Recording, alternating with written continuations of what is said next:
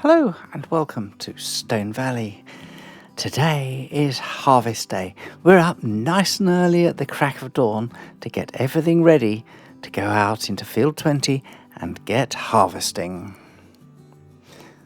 But it's going to take some time to set up.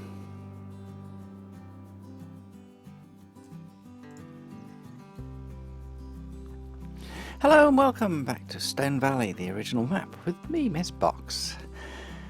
And today is day 9 of the year. That means it's late summer. And with luck, yes, looking at our map, our field of wheat has finally come to maturity. So today is the day we are going to go to harvest.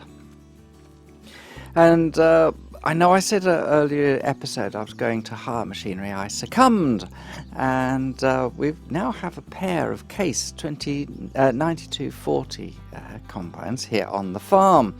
Why did I choose the Case over the Fendt?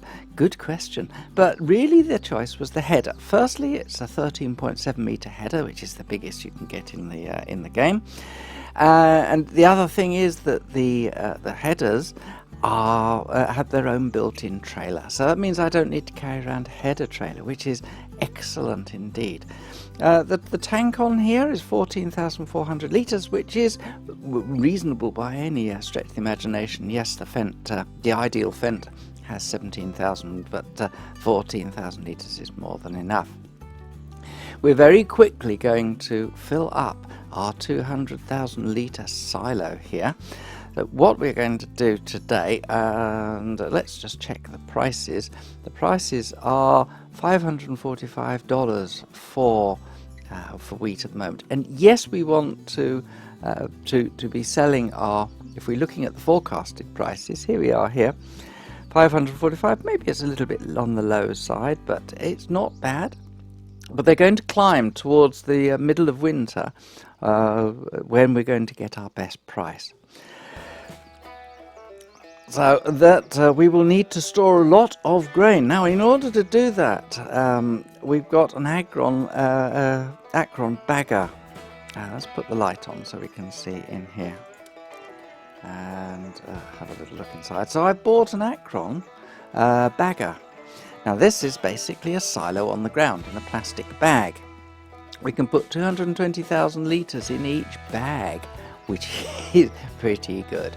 And we can store those just on a field, and then that device here is what you use to empty the bag, and then we can store our grain without the really huge cost of a new silo. These bags, and I've got a spare pair here in the shed, glowing nice and white. They are $550 each, so they're really cheap. Cheap form of silo. I'm not sure if they're single use. They should be, of course. So what we'll do is, that's the other thing I wanted to discuss with you. Looking at the map, I've decided that when we do come to get fields 17 and 21, we're not going to do the cut-off to put our pelletizing hall here, because wood chips are going to get sold here. Not wood chips, straw pellets are going to get sold here at the bales. What I'm going to do is to take field 20 and I'm going to cut it off here and completely to make field 20 square. And this area I'm going to devote to a new yard and production facilities. So on here we will have a static baler to deal with all our bales. We'll get ourselves we will have a hall to do palletizing with, so that we can take pallets of seeds. Although, do we need that? We will be experimenting, because we haven't got that much money at the moment. So we will need to firstly sell the product off this field to get some, we won't be storing anything. We'll be selling everything we take off this particular field to fund the next project, which will be to put a static baler in, and then to purchase the Primos 5000, which is the wonderful baler we're going to need to do the job of turning straw into pellets, because straw is worth nothing on this map. So we will want the Primos 5000, and we want the bale shredder, because these together go together. We will park this by the very conveniently by the static baler.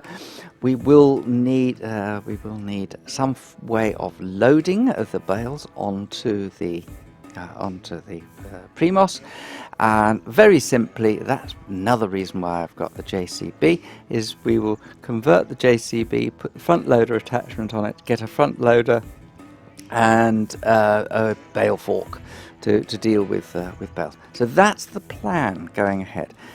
First off today though, it's let's get the combines out to the field and start the process.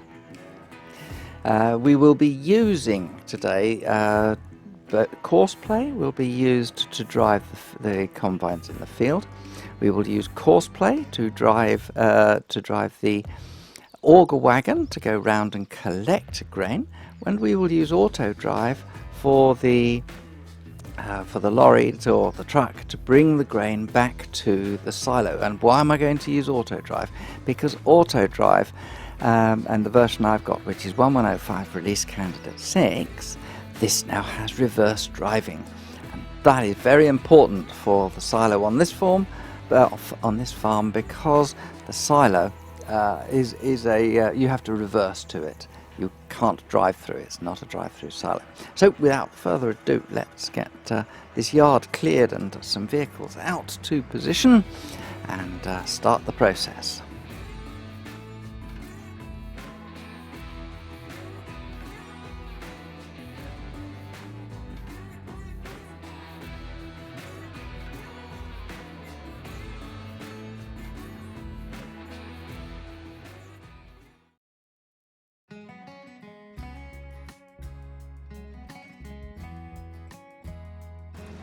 Well, judging that in that little tiny area there, we've just filled the grain tank up to 12%.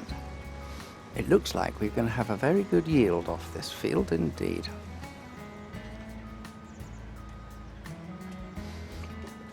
Right, let's set course play up. We're going to run from current position.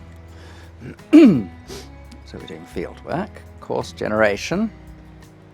We'll be on field 20. Current vehicle position. Headland will go round once.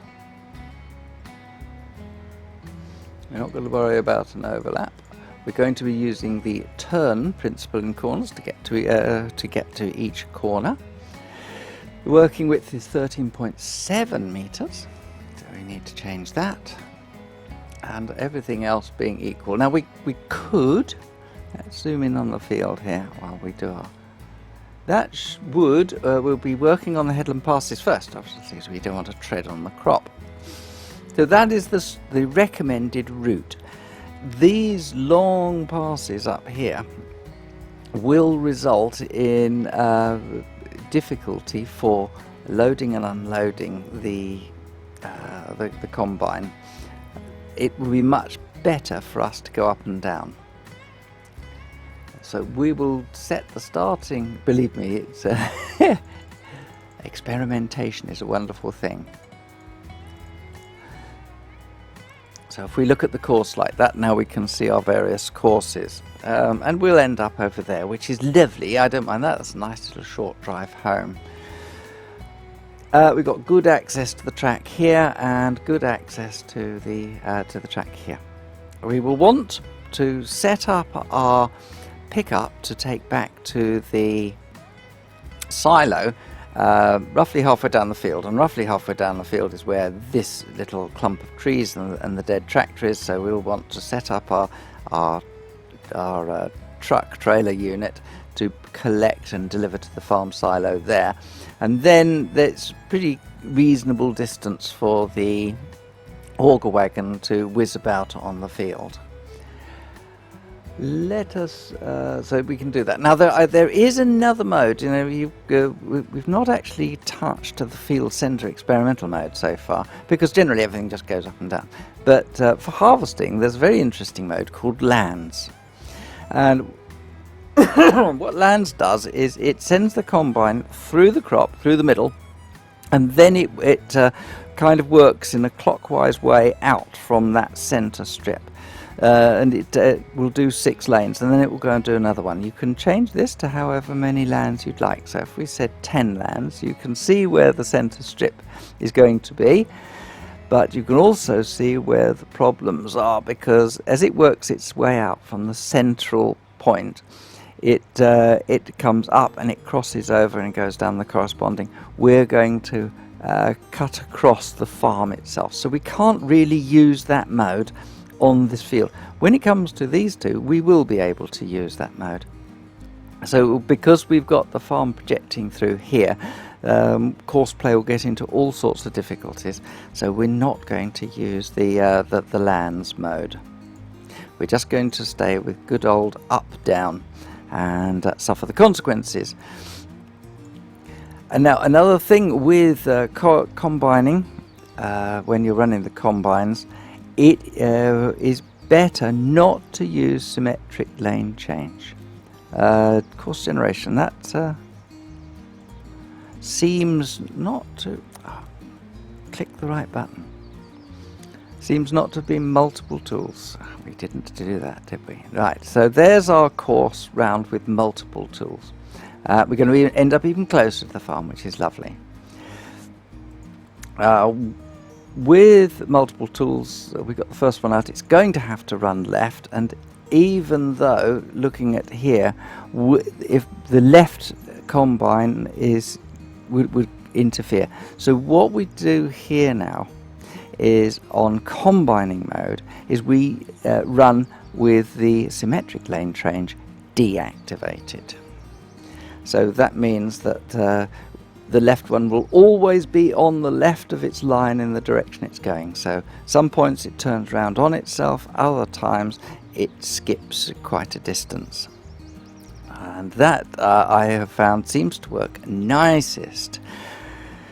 We're going to start to clear all this. Let's set this particular one running at the first waypoint. And seeing as we can see the first waypoint here,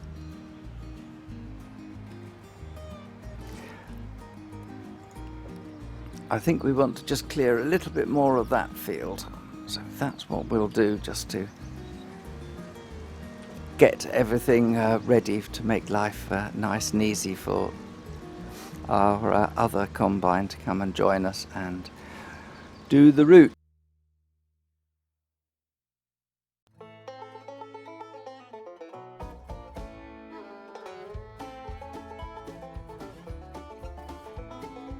Right, now for the purposes, I'm going to turn traffic off because it does get to be a pain in the bottom.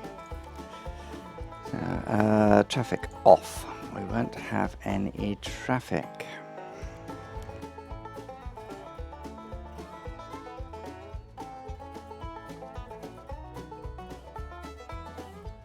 Our combines are ready. Next up is to get the grain moving system. We're going to go and set up our tractor trailer unit.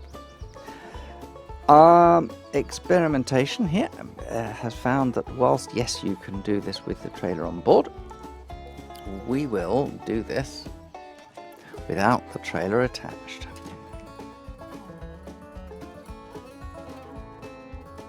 That'll do very nicely. We're off the field, which is good. We're kind of opposite the trees, which means we're halfway down the field. Therefore, we can go into course programming and hit that to have a one-way course. We will put a waypoint name when we get back. Lovely thing about auto drive is it doesn't take into account the speed you're doing, so it will drive the maximum speed it can on any particular route or route. So unlike course play, which records the speed you're doing at any given point and adjusts everything, this is not the case with this. We can bring ourselves into here, into our silo, begin our our turn.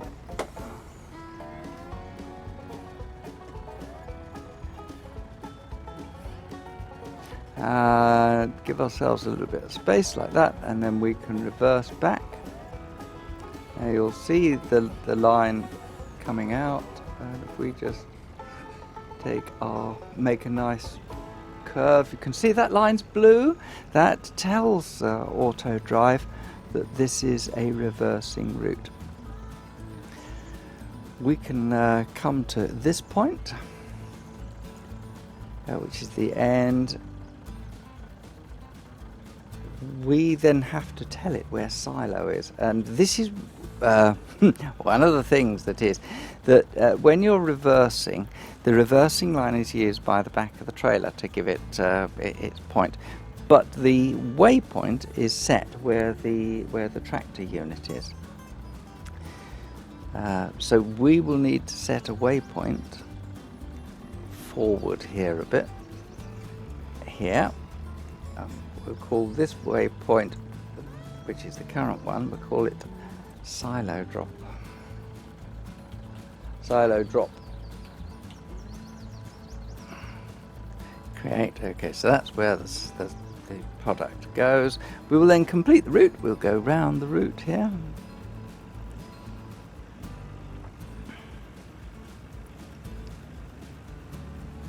And we'll exit the farm. This is by far the easiest thing to do, just to give it a nice straightforward leave the farm.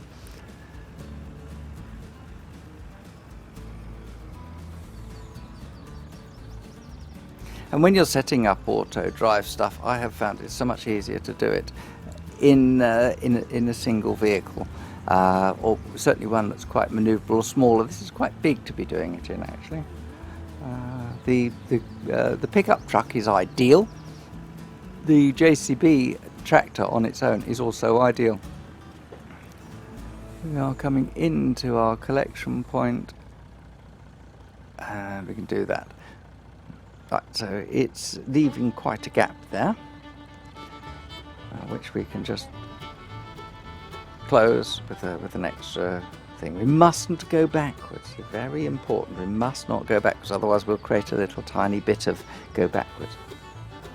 Before we finish off the recording and turn it off, I'm going to turn Auto Connect off everywhere, because I want to make the connections to the route. We have finished here, so I'm going to turn that off, which now leaves us with our final point there. With our left mouse button, click on the end point, click on the beginning point, and now we have our start point, which is lovely. We can set any one of these up. You can see that that's just a little bit out, so we can just happily move that over so that it's like that, nicely in line. And then if we drive forward and get the line on it, we can now put a waypoint in. Edit selected target, back. We can now put in a waypoint. Set name, so this is going to be field 20, truck, loading, and create the waypoint. Lovely jubbly. Back to the farm, grab the trailer. Right, so now we have the route all ready to run, and that leaves us just the final job, which is the grain carting. Because we're on the first pass with the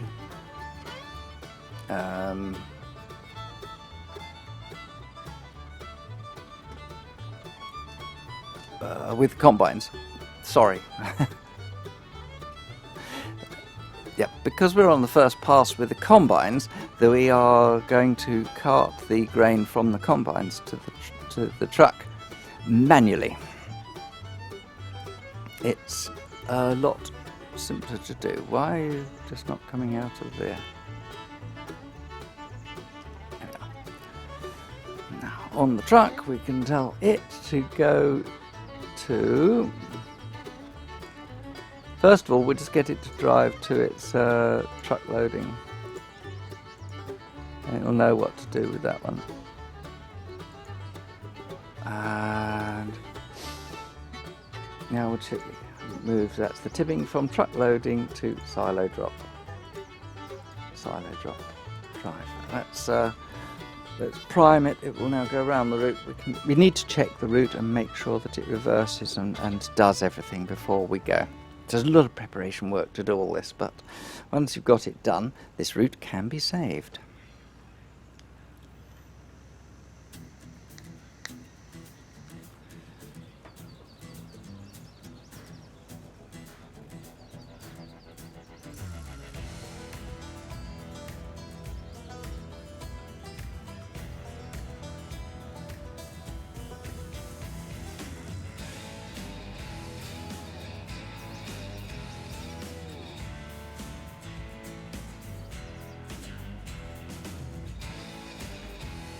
Right, so it's approaching the truck loading point.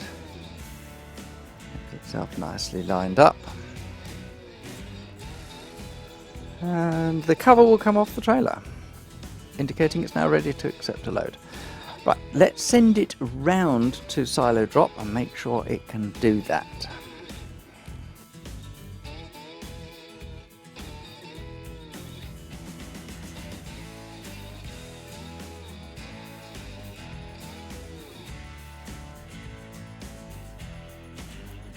As long as the middle of the truck is there, it's good, it will find the route out. And it did. Perfect. Good. So that we can now not worry about. Let's drop off here, let that go. The next thing we need to worry about is carting. And the big cut, before we start, that is, we need to get ourselves prepared. We'll jump into the fence and we will go and get the auger wagon.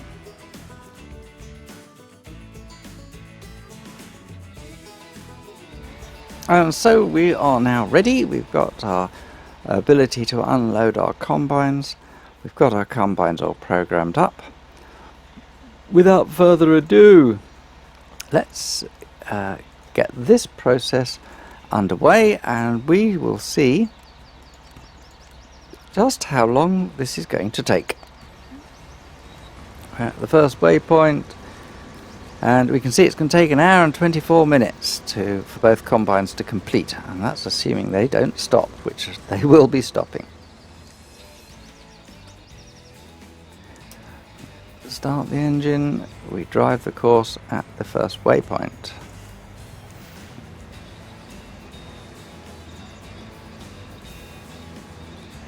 And we haven't got convoy activated. We need to activate the convoy. It will now hold till 150 meters here and we are good. Right, we can drop out of here because we're going to need to go into here and be ready. It's well worth, because you will unload the combines yourself manually, it is well worth setting your cruise control to 10 kilometers an hour. 6 miles an hour, so you've got the same as the combine.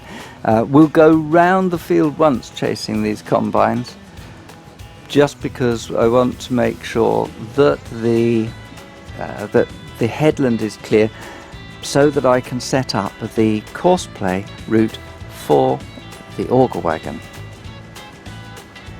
Might as well start emptying the unit right now. There we go. Getting a nice lot of grain in already.